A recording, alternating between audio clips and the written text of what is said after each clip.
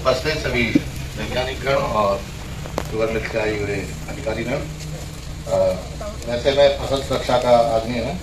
Variety के बारे में तो हमारे डॉक्टर साहब ने बताया आपको।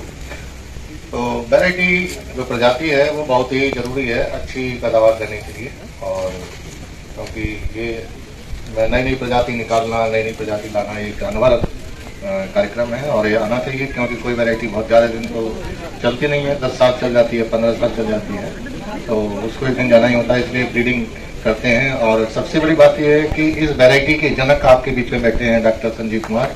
वो इन्हीं की वैरायटी है और बहुत ही उत्तम वैरायटी है। और इसका ये हाल हुआ था कि इसके हमारे फार्म से ठूंठ खोद के ले गए लोग। ठूंठ लाइनें थी हमारे पास, जिसके पास भी थी 4 लाइन 10 लाइन, तो गन्ना तो गया ही, उसके ठूंठ भी ले गए और कहने लगे कि गन्ने से ज्यादा ठूंठ से पैदा हुआ।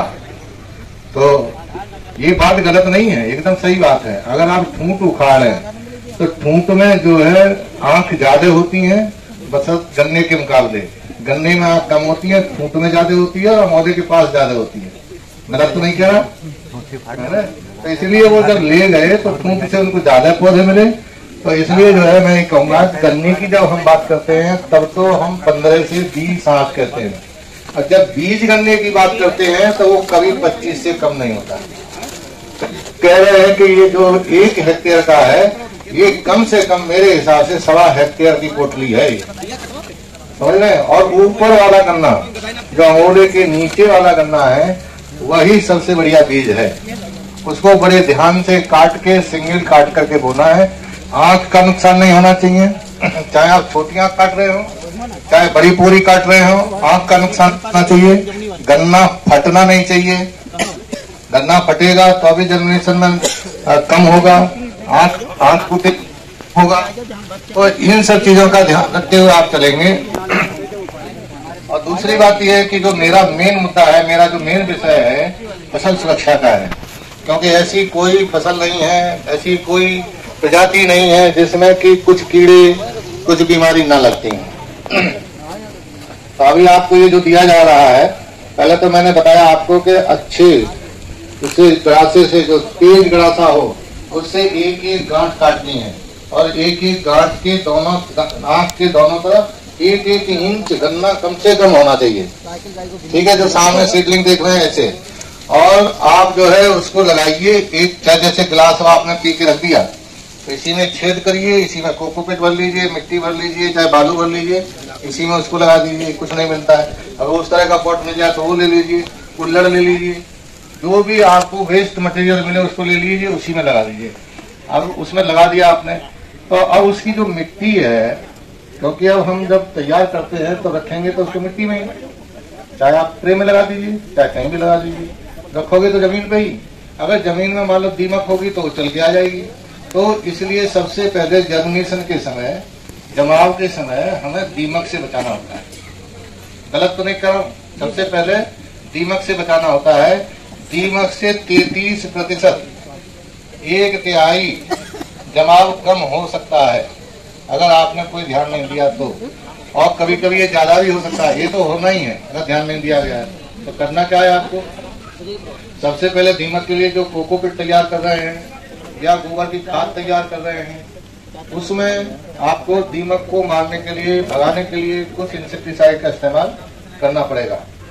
तो जैसे क्लोरपायरीफॉस है ना, नाम सुना ही होगा आपने। क्लोरपायरीफॉस का तो नाम कभी नहीं सुना होगा। तो उसको जो है 10 किलो 1 किलो मिट्टी में, 1 किलो मिट्टी का हिसाब से मैं बता रहा हूँ, 1 किलो मिट्टी में आपको जो है 3 ml डाल दीजिए। 1 किलो मिट्टी में 3 ml के हिसाब से मिला लीजिए। साथ ही साथ एक बाविस्टीन आता है, बाविस्टीन का नाम सुना होगा आपने, वो 2 ग्राम डाल दीजिए। 3 ml क्लोरपायरीफॉस और 2 ग्राम बाविस्टीन 1 किलो मिट्टी में मिला करके, चाहे 1 किलो कोकोपीट हो, चाहे मिट्टी हो, चाहे कंपोस्ट हो, तीनों चीजों को मिला लेंगे तो और बढ़िया होगा। उसमें जो है 3 ml क्लोरपायरीफॉस, 2 ग्राम बाविस्टीन मिला करके उसमें आधा भर लीजिए। फिर उसका एक आप अपनी गांठ रख दीजिए गन्ने की, उसके ऊपर से मिट्टी भर दीजिए और उसको जो है आप छाया में रखिए। ऐसी छाया हो कम घंटे 2 घंटे की धूप भी लगती हो, मतलब एकदम धूप भी ना हो और एकदम छाया भी ना हो, बस थोड़ी धूप लगनी चाहिए उसमें। लेकिन पूरी धूप में भी मत रखिए। और उस पर जो है फुहारे से हल्का हल्का पानी डालना है आपको डेली। आप हल्का हल्का डालना है, मतलब उसके ऊपर फ्लड भी नहीं करना है, उसको भरना भी नहीं है, उसको केवल गीला रखना है। गीला रखने भर का पानी फुहारे से आप डालते रहिए और उसको कोशिश करिए कि आपकी हर आंख जम जाए। और जब 3-4 पत्ती की स्टेज आए तो उसको लगाने से पहले उसकी पत्ती थोड़ी सी काट दीजिए और उसको रोक दीजिए। रोकते समय ध्यान रखिए कि उसको जो गांठ है वो पूरी तरह से उसमें जमीन में अंदर हो जाए। ठीक है, इतना ध्यान रखिए। और उसके बाद आप उसको निकाई गुड़ाई ये सब करते रहिए और आपका गन्ना तैयार हो जाएगा। और ये तो रही बुआई की बात। अगर आगे आपको कोई परेशानी हो, जैसे गन्ना आप लगाते हैं, तो उसके लिए आप मुझसे पूछ सकते हैं, क्योंकि मैं अगर भाषण दूंगा तो 2-3 घंटे चलता रहेगा और आप बैठे रहेंगे। तो इसलिए आप पूछ लीजिए अगर आपको कोई गन्ने में और कोई समस्या हो। मैं इसलिए थोड़ा बहुत बताता हूँ कि वो याद रहे, क्योंकि ज्यादा मुझे भी याद नहीं रहता। तो ज्यादा बोलता है तो मैं भी कहता पता नहीं क्या बोल दिया मुझे। तो इसलिए थोड़ा बोलो जो समझ में आ जाए। तो इतना आप कर ले जाएंगे तो आपको जो है 1-1.5 हेक्टेयर का बीज अगले साल के लिए तैयार हो जाएगा। और अभी जो हमारे जो ये शुगर मिल से जो बोल रहे थे एज की बात, तो इन्होंने बहुत बढ़िया बात कही है कि 8 से 10 महीने का गन्ना अभी आप लगाएंगे। अक्टूबर में आप जब लगाएंगे तो 8-10 महीने का गन्ना होगा, तो इतना बढ़िया जमेगा, लाजवाब। और उस समय भी आप एक वही करिएगा, गांठ लगा दीजिए, बढ़िया से आपको तैयार मिलेगा गन्ना और आगे बढ़ाइए। और मैं तो ये कहूँगा कि देखिए कई बार ऐसा होता है गन्ना तो आपने ले लिया, घर में जाके रख दिया, भूल गए, बच्चे पूछ गए, कुएं खा गए, उसके बाद हो गई है हत्या।